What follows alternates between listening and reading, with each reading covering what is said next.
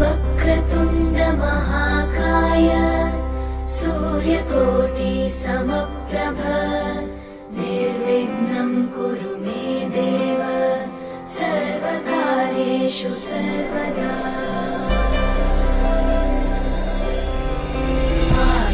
आकाशस्याधिपो विष्णुः अग्निश्चैव महेश्वरी वायो सूर्यक्षितेर्षः